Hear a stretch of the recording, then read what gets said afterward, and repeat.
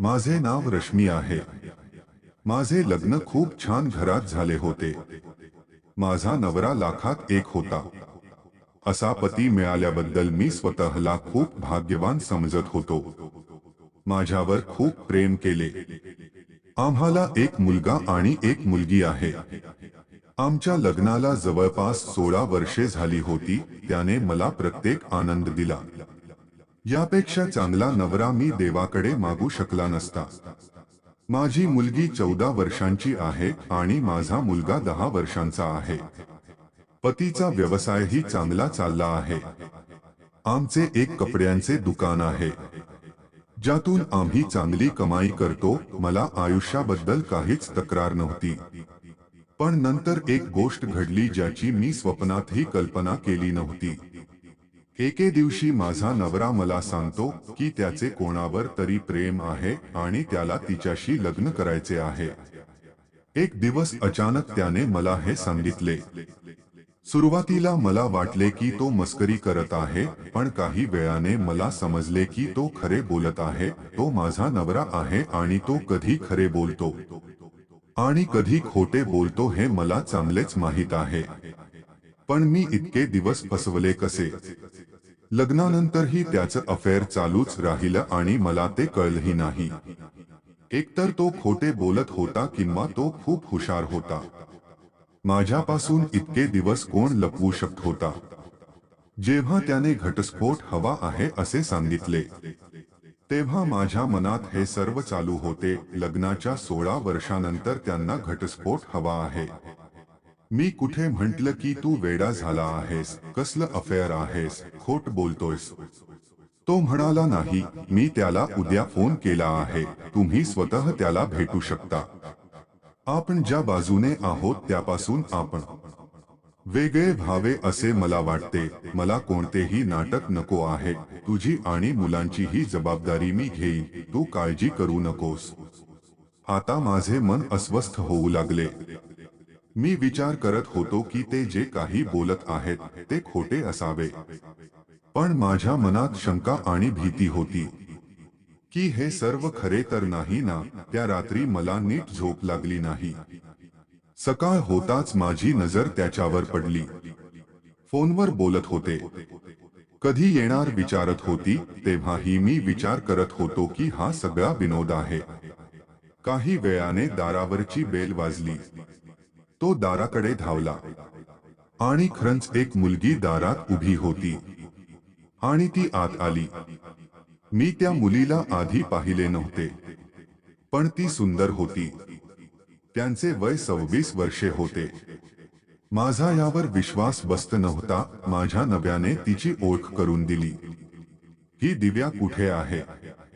मी माझ्या कामानिमित्त बाहेर गेल्यावर त्यांना भेटलो आणि मग आम्ही एकमेकांवर कधी प्रेम करू लागलो ते आम्हाला कळलंही नाही।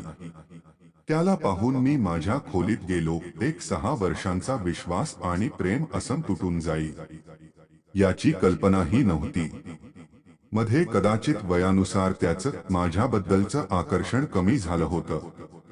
तो काही तासांनंतर खोलीत आला आणि म्हणाला, मला ते पुन्हा सांगू द्या। आम्ही सौहार्दपूर्ण मार्गाने वेगळे होतो, कोणत्याही प्रकारचे नाटक नको। हे बोलल्यावर मी काय म्हणालो, हे सगळं नाटक वाटतंय? काय झालंय तुला? तू तसा नव्हतास। तू मला कोणते रूप दाखवलेस? घटस्फोटाची कागदपत्रे मी तयार करून देतो, असे तो म्हणाला। दिव्याची इच्छा आहे की आपण लवकर लग्न करावे। मी पण तिला म्हणालो की तू काहीही करू शकतोस, मी तुला घटस्फोट देणार नाही। मी याच घरात राहणार आहे। मी त्याला माझा निर्णय सांगितला होता, पण तो असे काही करणार आहे हे मला माहीत नव्हते। दुसऱ्या दिवसापासून तो दिव्याला रोज घरी बोलवू लागला। माझी मुलं मोठी झाली होती आणि सर्व काही समजू लागली होती। माझ्याशी घटस्फोट घेण्यासाठी तो इतक्या टोकाला जाऊ शकतो त्याची मला कल्पना नव्हती। घरात एक 14 वर्षांची मुलगी आहे। त्याला अजिबात लाज वाटत नव्हती। त्याने मुलांशी बोलणेही बंद केले होते। वडिलांचे हे रूप पाहून मुलांनाही वाईट वाटले। एके दिवशी तो दिव्यासोबत हॉलमध्ये बसला होता। त्याने आमच्या मुलीकडून पाणी मागवले. ती पाण्यासोबत गेली आणि चुकून दिव्यावर पाणी पडले. माझ्या पतीने त्या दिवशी मर्यादा ओलांडली. तो माझ्या मुलीवर दिव्यासाठी हात उचलणार होता. मी त्याला हे करताना पाहिलं आणि तिथून जोरात सांगितलं, काय करत आहात? तू वेडा झाला आहेस. घटस्फोटासाठी तू हे सगळं का करत आहेस? हे मला माहित आहे. ठीक आहे, आता तू या मर्यादेपर्यंत जात आहेस तर मी तुला घटस्फोट देईन. त्याच वेळी मी माझे आणि माझ्या मुलांचे सामान बांधून माझ्या घरी गेलो. एक माणूस इतका कसा बदलू शकतो, जो पूर्वी आपल्या बायकोचा आणि मुलांचा तिरस्कार करायचा, त्याला आता बघायलाही आवडत नाही. मी माझ्या घरी होतो. मला त्याचा फोन आला. मी अजूनही तुमची आणि मुलांची जबाबदारी घेईन. तुम्हाला काही हवे असेल तर तुम्ही मला फोन करू शकता. मी पैसे पाठवत राहीन. मी कुठे म्हणालो, मला तुझ्या पैशांची गरज नाही. याच्या जोरावर तू त्या मुलीला इम्प्रेस केलंस. मी माझ्या मुलांची काळजी घेऊ शकतो. वयाच्या या टप्प्यावर इतकं चांगलं आयुष्य जगल्यावर पुन्हा काम करावं लागेल याची कल्पनाही नव्हती. आयुष्य तुम्हाला कधी उचलून खाली फेकून देईल याचा अंदाजही लावता येत नाही. मलाही इतकी वर्षे त्यांच्यासोबत राहिल्यानंतर कपड्यांचा चांगला अनुभव आला. त्यामुळे मलाही माझ्या घरातून कपड्यांचा व्यवसाय सुरू करायचा होता. मला त्या व्यक्तीचे पैसे घ्यायचे नव्हते. मला त्याचे सतत फोन येत होते. तू माझ्याकडून पैसे घेऊ शकतोस असे सांगून. नवीन काम सुरू करावं लागलं तरी पैसे मी देईन. पण मला ते पटले नाही. मी म्हणालो, तू घटस्फोटाची काळजी कर, आमची नाही. जसजसा वेळ निघून गेला तसतसे मी स्वतःहून काहीतरी सुरू केले. पण माझे कुटुंबीय मला साथ देत होते. काही काळ त्याचे फोन येणे बंद झाले. माझं याकडे लक्षही नव्हतं. आता त्याच्याशी बोलायचंही नव्हतं. घटस्फोटाला अजून काही अवधी बाकी होता. मी त्यांना म्हणालो की तुम्ही जेव्हा जेव्हा विचाराल तेव्हा मी येईन. तुम्हाला सही करायची असेल आणि ती करा. मी माझ्या कामात लक्ष घालू लागलो. काही सामान घेण्यासाठी बाहेर जायचे होते. इतके दिवस त्याच्या सोबत राहिल्यावर काय विकत घ्यायचे आणि कुठे विकत घ्यायचे हे मला कळले. त्याचा अनुभव माझ्या कामी आला. मी त्या शहरात सामान घेण्यासाठी गेलो होतो. तिथे पोहोचल्यावर मी त्या दुकानातूनच सामान घेत होतो. मला तिथे दिव्या दिसल्या. ती तिथे कोणाचा तरी हात धरून होती. माझ्याकडे पाहून ती आता या मुलासोबत असल्याचे स्पष्ट झाले. माझ्या पतीने शेवटी फसवणूक केली याचा मला आनंद झाला. या मुलीसाठी त्याने आम्हाला सोडले. आता कोण कुणासोबत आहे?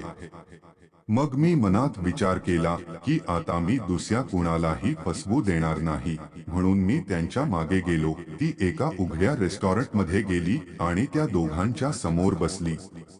मला पाहून त्याचे भान हरपले. तिला उठून जायचे होते. पण मी तिचा हात धरला आणि त्या मुलीची हकीकत त्या मुलाला सांगू लागलो. मला वाटले की मी त्याला सत्य सांगून त्याचे डोळे उघडे. पण घडले वेगळेच. त्याने मला जे सांगितले त्यामुळे माझ्या पायाखालची जमीनच सरकली. मला तेथून पळून जाऊन माझ्या नव्याकडे जायचे होते. मी त्याच्या घरी गेलो. तिथल्या नोकराने सांगितलं की तो सध्या हॉस्पिटलमध्ये आहे. हॉस्पिटल त्याच्या घरापासून फार दूर नव्हते. मोठे हॉस्पिटल होते. मी तिथे गेलो. रिसेप्शनवर त्याचे नाव सांगून मला त्याचा रूम नंबर कळला. मी खोलीत गेलो. त्याचा मित्र तिथे होता. त्याने डोळे मिटून ठेवले. मी तिच्या अंगावर हात ठेवल्यावर तिने डोळे उघडले आणि माझ्या डोळ्यातून अश्रू थांबत नव्हते. मी कुठे म्हणालो, एवढं नाटक करायची काय गरज होती? तू मला आधी स्पष्ट का नाही सांगितलेस? माझे पती एका गंभीर आजाराने त्रस्त होते. त्याला आमच्या आयुष्यातून दूर जायचे होते, जेणेकरून त्यांना काही झाले तर आम्हाला वाईट वाटू नये.